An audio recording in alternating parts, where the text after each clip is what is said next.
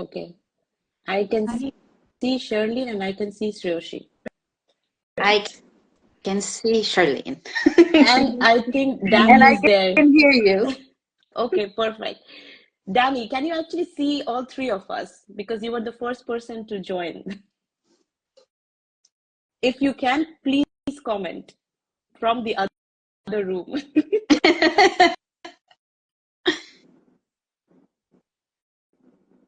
So we have some people joining, so we'll just wait for a few minutes. Okay, great. He just said that he can see all of us, which is perfect. Okay, Sharlene and Shreya, if you also see your followers or your friends joining, you can always say hi or ask them to comment. So it's really very easy. We're not that tech savvy. Me neither, to be honest. I'm just learning, and we're doing this for the I'm first not time. sure So with two of who's you, joining. So if any of my friends yeah, are maybe you joining, won't see it. Yeah. Okay, so it's it's 1 minute past 4, so I can get started. And so good afternoon, good morning, and good evening to anybody seeing from any parts of the world. And hopefully the people who are not watching us now will watch this video later on, because I always post the podcast after the session. So that's kind of nice and also easier for the other people to have a look at. I will just start with a brief introduction about myself for those who just doesn't know me yet. So I am Shafaq Rahman, and friends know me by Sana. And I am in no means a trained psychologist, to just give a big disclaimer in the beginning, but I'm a biomedical scientist with a PhD in medicine. But I have a lot of passion for mental health issues, and I go with 2A's, which is basically the motto of my page that you are following, or maybe you will follow in the future, and that's A and A, which means acceptance and awareness. So I bring up topics or guests who have experienced certain things around mental health issues, or who could be somebody who could show us a light towards the end of the tunnel, and we can share our experiences together and hopefully learn a thing or two. So without much ado, I'm really excited for this session, because I have two great friends with me today, and we're going to dive into a topic which is very relevant for all ages. And in today's world, it's about success, it's about failure, and how do we tackle anything around it, which is related to mental health. So up first, I would like to introduce Dr. Charlene Manzoor, who is an economist and who is right now based in Canada. And then we have Dr. Shreyoshi Rafiq, who is also a doctorate, and she is basically a clinical research specialist and based in Switzerland. So we are now in different continents, but we have all joined forces together because we only want to talk about a topic which is very, very relevant. So I'll give the floor to you girls, and my first question is really from where it all started. So we all came from Bangladesh, right? We were all studying, also for our audiences who don't know us personally as well. So we did our bachelor's together in the same university some time ago. And I know Shreyoshi and I know Sherlyn as really like this overachiever of any batch or anything that they would set their heart into, So they were always up for it. They were really doing great. They were really the overachievers, high achievers, and everybody would follow them. But you guys were in your own comfort zone. People knew you then. And then you decided to embark on a new journey and move out of your comfort zone. And you went to Canada and to Switzerland, respectively. So how did then success look like when you were not in your, in the very nice comfort bubble? And how would you describe success in a different scenario when you were out of your country? So anybody can start, basically. Do you want to take it, Charlene? Sure, I can start it off. Thank you, Sana, for the very amazing introduction. And also, just for anybody who does not know, Sana is the same overachiever. So it would be great to hear your experience as well, and what got you actually into talking about mental health. But just to answer your question, I think when I moved out of my comfort zone, the definition of success changed a lot. So success in the comfort zone was a lot about it was a lot louder. It was about big achievements, trophies, grades, and a lot of big things. But I think once we moved abroad, out of our comfort zone, success for me changed definition. It became much like in small, I started finding it in much smaller things. Like you move into a new community, you start your life completely in a new place without friends and family. So it just making new friends, being able to cook a traditional dish that you're craving, or like even passing math camp and not acing it, all of that felt like success. So I think just moving abroad made me learn a lot more about myself and redefine success in the more quieter moments that we have in life. Yeah. Joe, do you want to come in? Yes. I mean, I also was thinking along the same line. Like it's very similar to me as well. The thing is, when it comes to the comfort zone, especially, I guess, culturally speaking, we are very protected by our comfort zone. And when you move abroad, there is a greater sense of ownership to everything that you achieve. And that's why I think the small things, like, not everything needs to be like a grand finale of success or of achievement, but rather, assembling your first IKEA furniture. You feel a sense of accomplishment to that, and I think, agree. that for me, or learning a foreign language or making your first friend in a foreign country. And looking back, because now it's been 9 years that I've been living here, and looking back, what I really feel really great about is not that I got a PhD degree or whatever. They're very important achievements as well, but the fact that I have a community here, there are people I can share my life with. There's a family I have been able to establish in a foreign country. That to me is more important in many ways. Yeah, and I'm really happy because all three of us, we are thinking along the same lines, that it's also like the small things. But I was just wondering, because how did the first few months look like? Because what we are comparing success is like in very two different trajectories, right? Like in the beginning, when you thinking about, well, I'm talking about the career, right? Like you were in biotech and she was in, and then you were just doing it. You were just there, and we all know it. And then to pack your bags and then move out to a foreign country, and the first few months, where I think it's also about, like, in a way, how you define success and how you define failure. But how did the first few months look like? Because that would be completely poles apart, isn't it? Like, okay, I have to open a bank account. Well, we did that also, we're back at home, but maybe I don't know the language, because there's also a language barrier, at least I know for Sreo, and for me as well, because I had to like know about these Dutch banking system, or even to say hello to another person. So how did that look like in the beginning? I won't sugarcoat it. It was difficult for sure. Luckily, I did have some support already in Canada who helped me like open up the bank account and help me settle into. But even with that support, like my brother visited me for the first few days, and then I had like a mutual friend there. But even with all of that, there were so many moments, just like even when you're having dinner alone on your bed and not on a dining table, it felt really strange. You felt lonely. But I think that's where those few months is when we try to unlearn what we had learned as the definition of success, and then define it in our new own ways. I think. Yeah.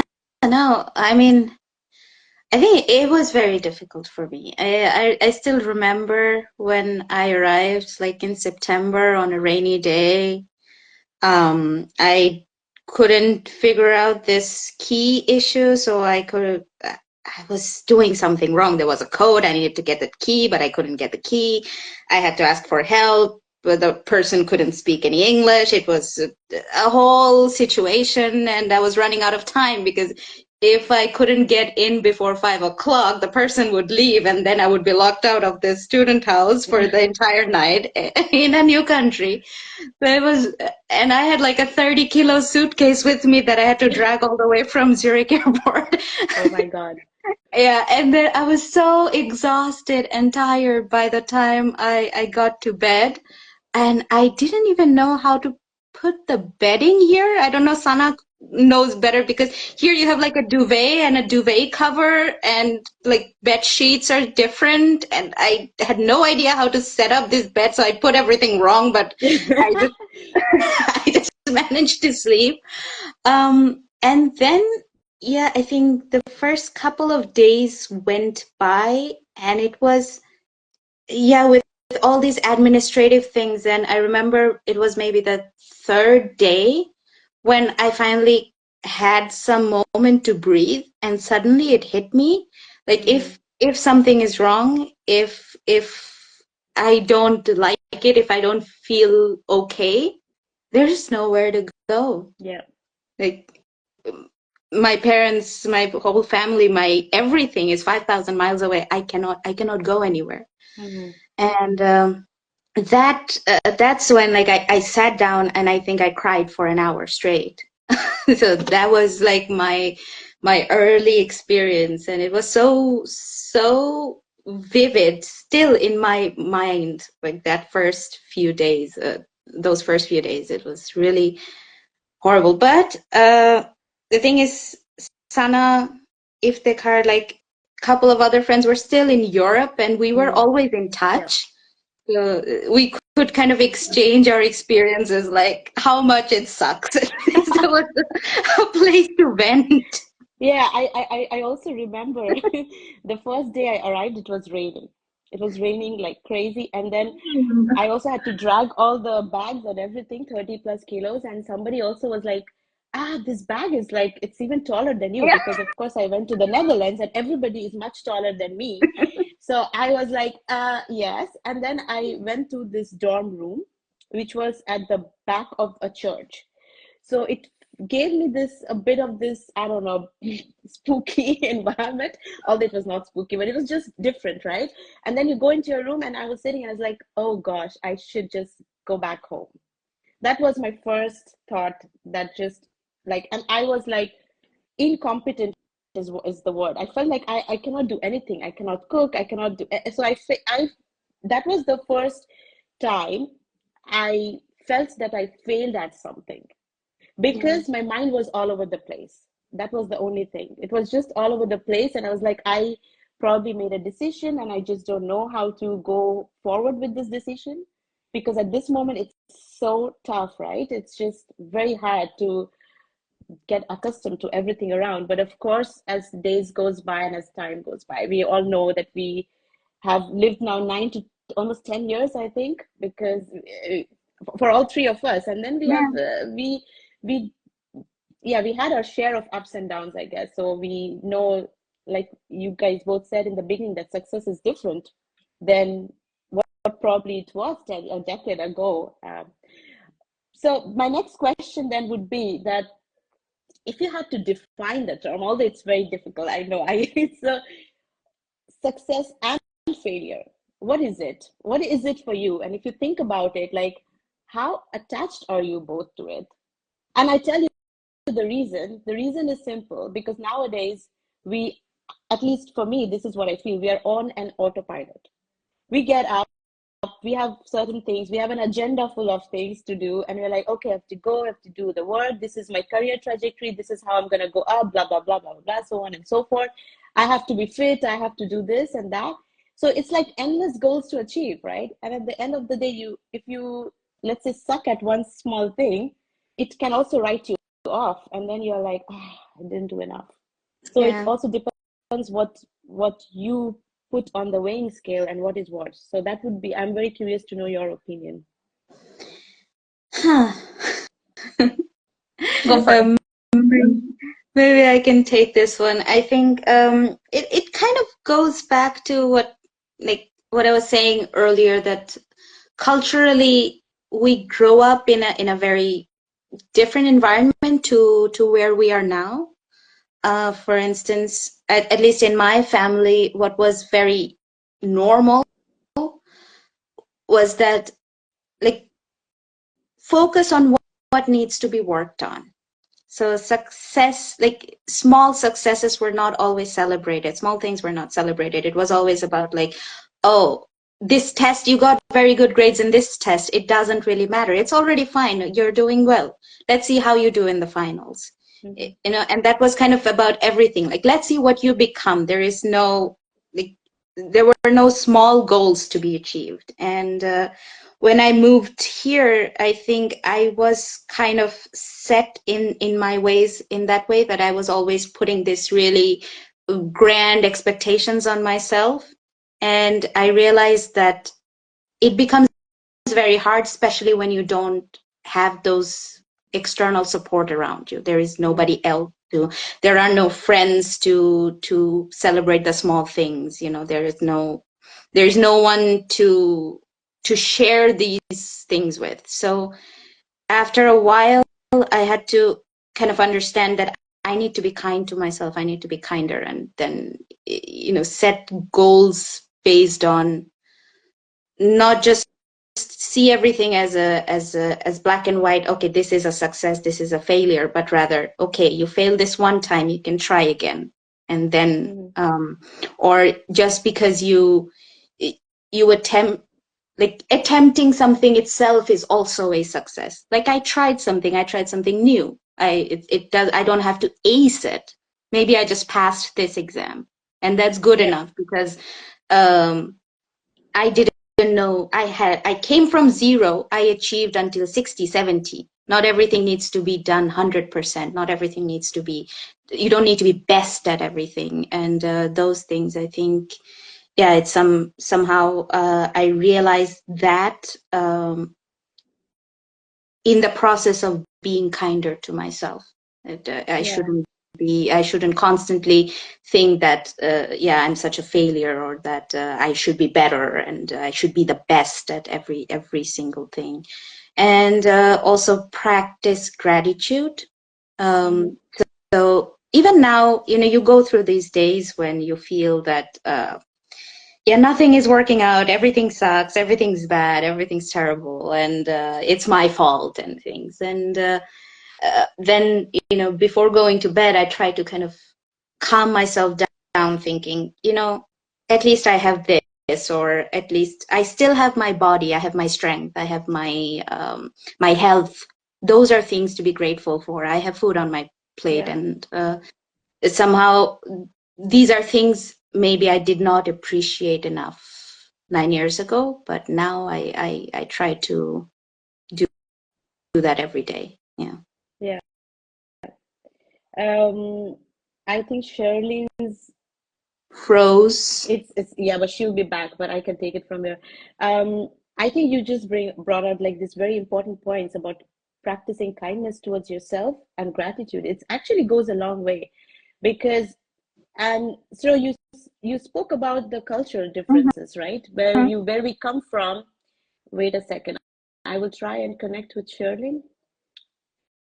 Yeah, so where we came from, like we always put like, okay, you came first in the class, or you aced in the sports. Oh my God, voila, you did great. Yeah. So, and then you also start putting that expectation on yourself, I guess. And at least also when I was growing up, not that my parents were putting any pressure on me or whatsoever, but the society around is built up in such a way that if somebody Yeah. X's children is doing great, it means that person was really, top 10. Yeah. I mean, So that also creates this pressure, right? Like, okay, I yeah. have to be the best, otherwise it doesn't matter. Yeah, otherwise it doesn't matter. And also this kind of um like acing is the only form of success. Like not acing is already failure. You don't even have to fail. Yeah. Like if you weren't the best, you have already failed. And there's this kind of, especially it comes with you being an achiever. If you're constantly achieving, then yeah, that even if somebody is not intentionally trying to put that pressure on you, that builds up. Yeah, but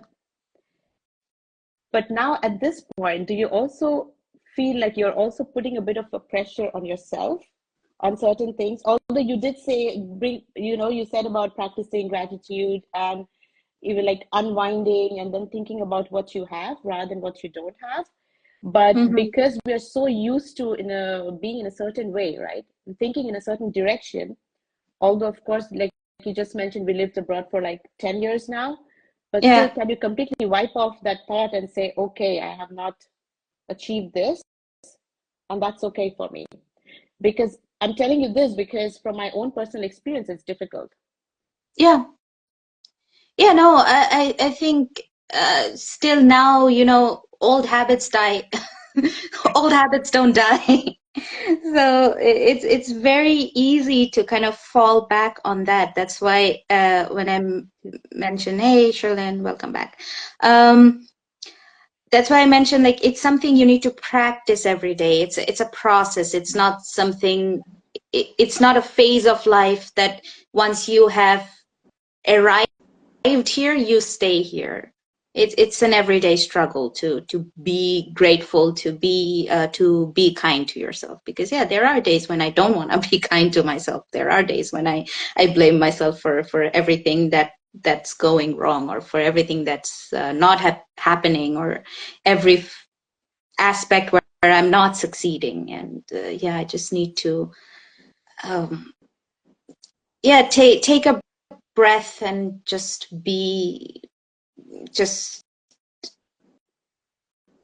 yeah, remind myself to be kind. Yeah, it's And what about you, Sherlyn? If you got the conversation before. I remember the question, sorry, about the internet issue.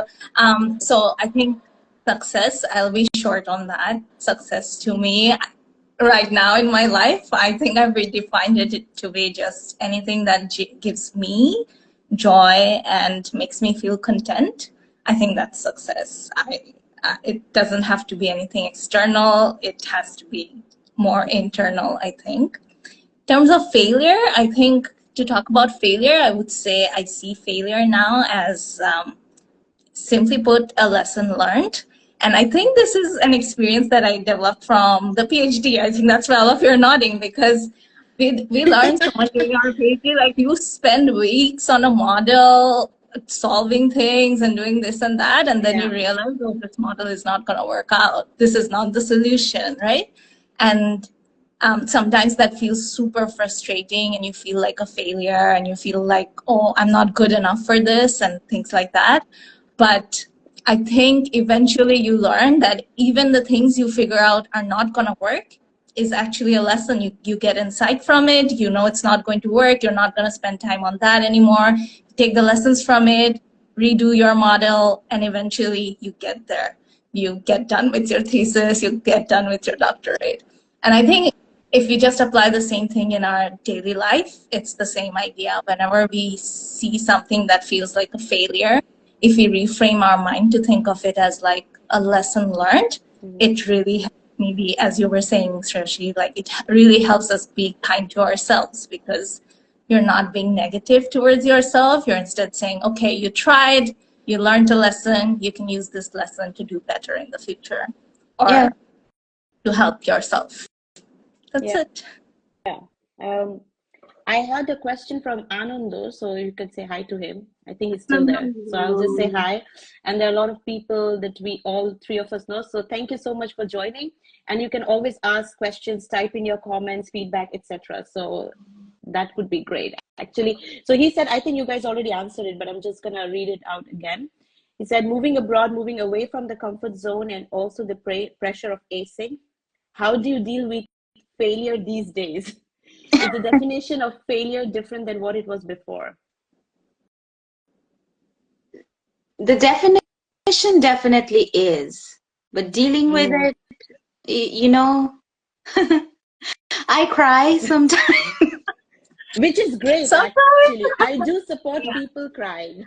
That Yeah, it's I good to think I let it think out. yeah, you just need to be able to express your emotions, and just sometimes do this and go like, I know, whatever, it sucks, everything's bad, I'm just gonna cry. And yeah, because like sometimes failures failures are failures. You know, there's no two way about it. There's no other way to define it, and you just need to accept. And sometimes you cry, you be sad, and then you need to get up. But more from a practical perspective, I would say having friends and companions. Like my husband is also my best friend, so for me, those things, like to have somebody with whom you can share your frustration and who can still tell you that it's not your fault. Mm-hmm. Yeah. And it's gonna be fine. I think having that space in your life is very important. And yeah, so don't always, I would say one shouldn't always associate success and failure with regard to jobs, with regard to career, but also, yeah, with regard to your personal life. I have a successful personal life in that way. And the fact that I have friends who care about me, whom I can talk to, like you guys, about this and receive support, that is a very big deal. Yeah. Yeah, I think that's a great point that you also brought up earlier, that, even having friends like in Europe, not necessarily in the same country, but being in touch and constantly like being each other's support system. So I think when we move abroad, even if we are unable to make friends in the new city right away, I think just staying virtually connected with friends and not hesitating to reach out is also a very important way of dealing with failure. Because of course, I mean, however I say, oh, failure is a lesson learned, in the moment, of course, there's frustration. Of course, I want to vent out to someone. Of course, I want to cry. Yeah. And I think to do all of that. And then, of course, eventually, once we have processed it all, I believe we can move on and find out the lessons we learned from it and then work forwards. Yeah.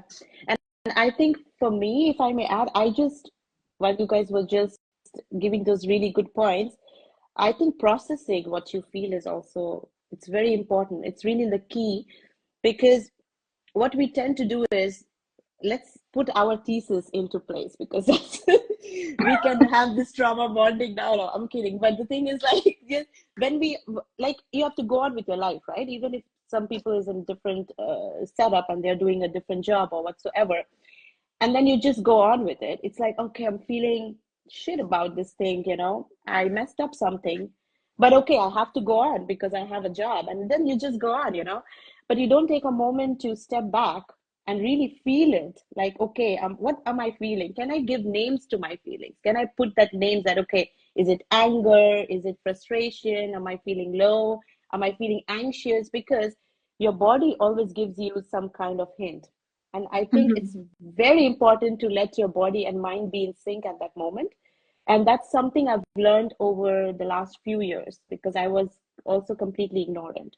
So because when you feel that you just missed something, or you were not good at something, you definitely go through certain emotions, whether it's like being really sad, or I don't know, maybe a stomach ache, or you're having anxiety, or you can't breathe at that moment. And then you need to understand what your body needs.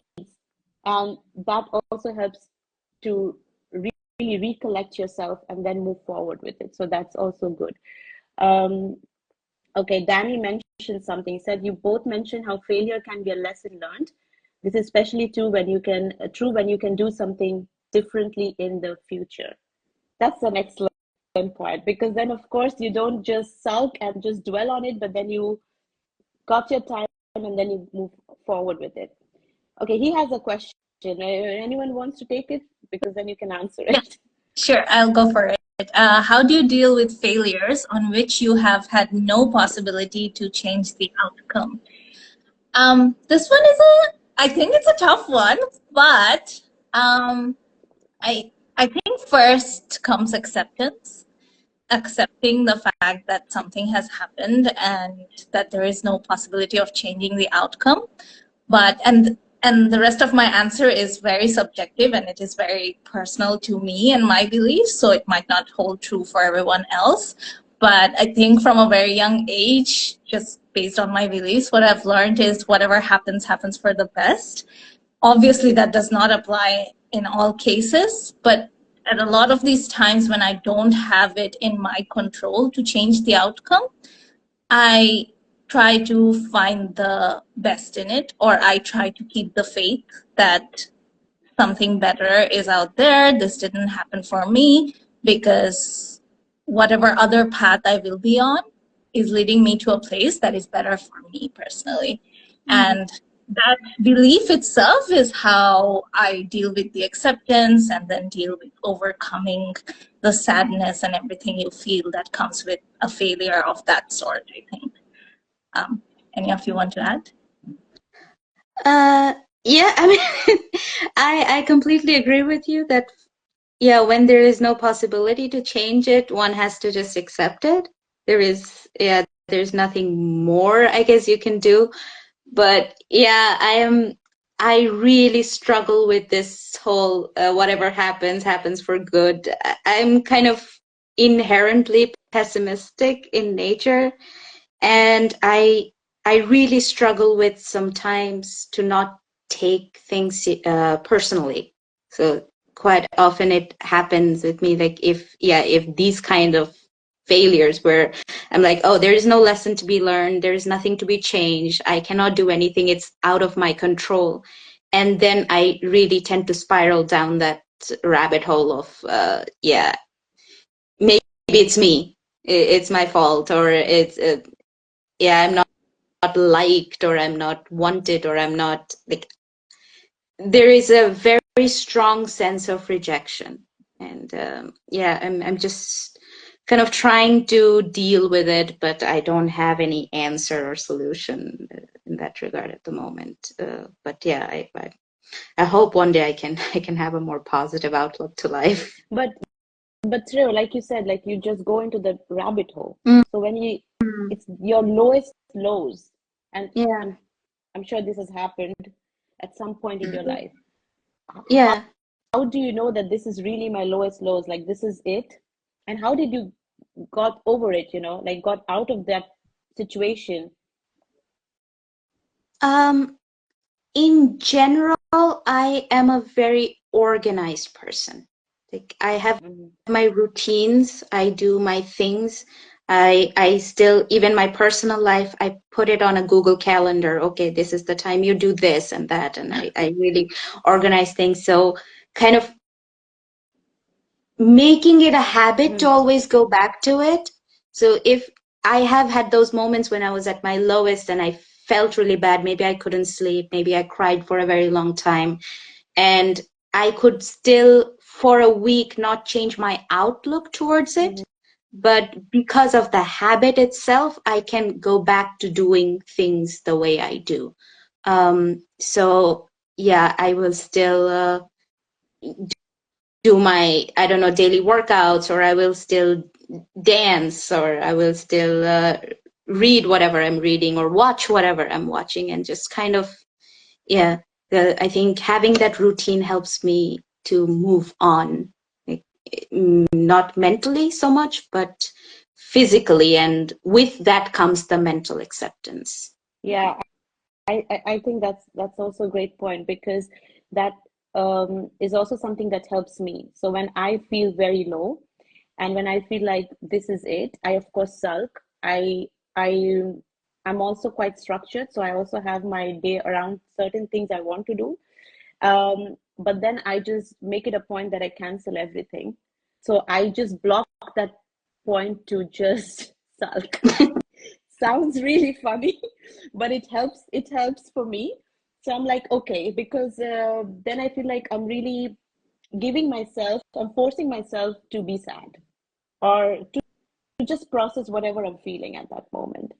And then what helps is just moving my body, so physically, because of course, this is also there's science behind it, that also you have to think, because we are always in a fight or flight situation, that we are like, okay, either I'm just going to do this or that, but you also need to calm your nerves down, right? So you have to activate those things. So I have also realized that if I go for a walk or a run or a gym or whatever form of exercise, that also helps me a lot. So then I am a bit back to my present self.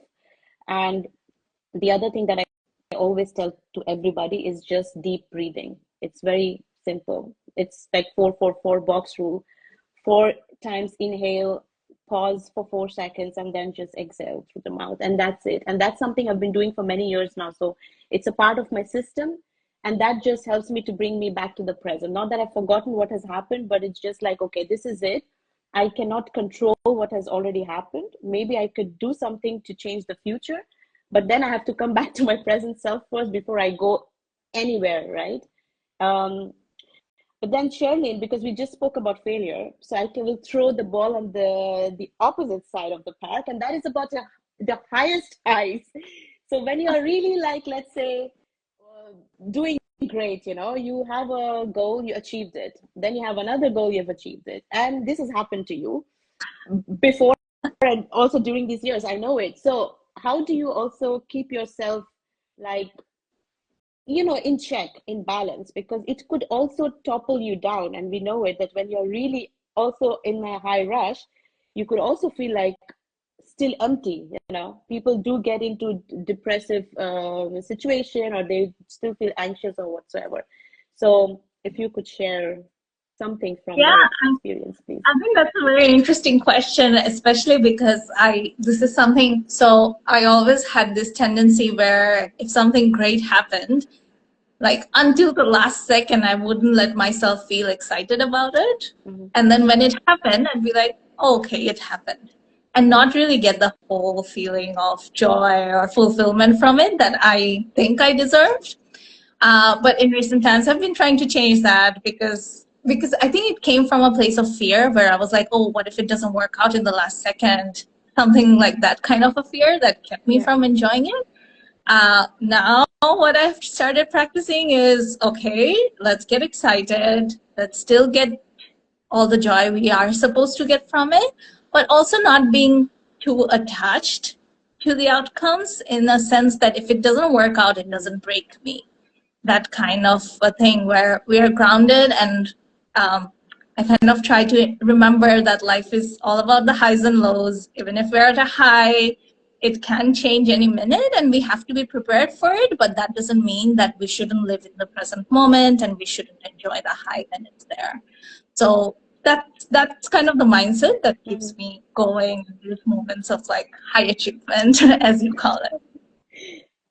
We have a couple of questions. Do you want to? Yeah, you can take it.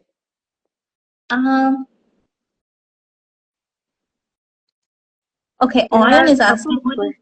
Okay. Yeah. I'll take Oyon's one. What is one lesson you have learned from a failure that changed your perspective on mental well-being? And what steps have you taken to apply that lesson in your life? So I think I had a failure in a sense of a rejection, that I wasn't, it was in the form of a rejection, something I wanted, I didn't get it. And it was a whole new experience to me. And what happened was I read into it so much. So how you were saying, how do I cope with failure? Instead of being organized and all that, what I did was I read too much into it, to the point where I think I was intellectualizing, what they call it, intellectualizing your emotions and what's happening to you. I learned a lot about myself from there, but I think the lesson I learned from there is learning about how we should learn to process and regulate our emotions, which is not something we generally talk about. And Sana has brought up a lot of those today, like breathing, like moving your body, and then, as she said, keeping that discipline as well going. So I think all of those steps helped me apply that lesson in life. But that failure was kind of the turning point from me, where I understood not everything has to be intellectualized. There's something called emotions as well that we need to feel. Yeah, so I hope Oyon got his answer. Otherwise, he can write again. Jesus has a question, Shreya. Do you want to take that one? Yes. Can you see it, or should I? I can take that one. So the question is, can you elaborate about the impact from mentors to guide you on areas you had struggled with in the past? Well, it's I can give some like a personal anecdote. So Sana already mentioned something about like the lowest of lows, and I think I experienced my lowest of lows right after my master's or during my master's, especially during the thesis, because I had a mentor who, let's say, we didn't get along very well, and then who had certain notions about me that I don't think are true, but they were very concrete, and I couldn't figure out for the life of me why she developed those notions. And I think in terms of mentors, whom I really want to give a lot of credit to is my PhD supervisor, because yeah, when I started my PhD, I really started with at the lowest of lows in terms of confidence. I was really like, I didn't have any faith in myself, and she saw something in me. She saw I'm hardworking. She saw I'm smart, and then she understood that I have this struggle with confidence. And I think what she tried to do was always kind of make sure to mention what I have done well, or mention the achievements. And as I said, I also grew up in an environment where small achievements are not very celebrated. So she tried to celebrate everything that I did right, to make sure, and tried to give me responsibilities, and really say, like, assert the fact that she trusts me. She trusts me that I am smart enough, that I can do this, and what I do is well done, is done well, not well done, is done well. And I think at that time, I, like the first year of my PhD, I really needed that. And I think to have a mentor figure who understands that need in you to really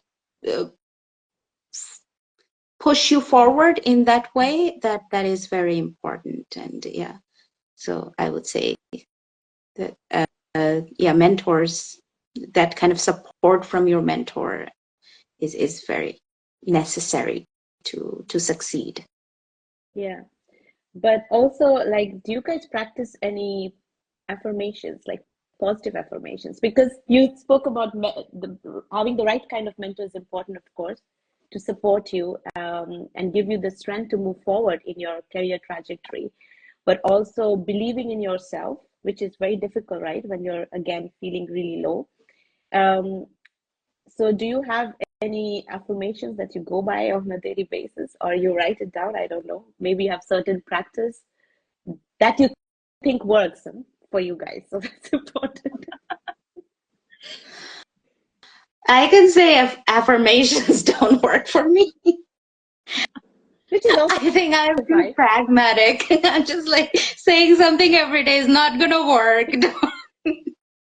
Which is also Yeah. fine. Maybe something else works for you. So that's I don't also know. There fine. is something very artificial about it to me, so that it kind of, yeah, never adopted. I mean, But no shade Danny to likes those the question who about believe in it. affirmation. I'm just saying it's not for me.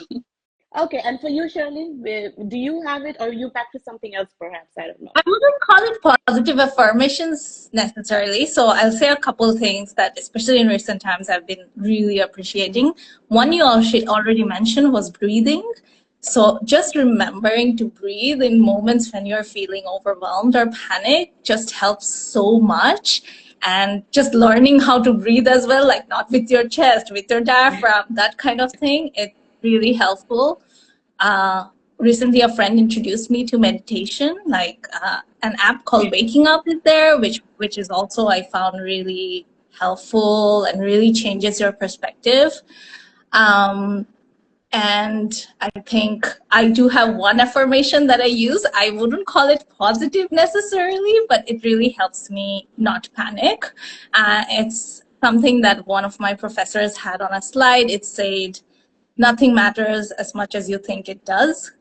And so in a time of crisis, I think if I keep reminding myself of that, it really helps me stay more grounded and find a solution, or, get out of that crisis mode. And lastly, I think it's like what Suroshi mentioned, gratitude. So I am religious and I pray.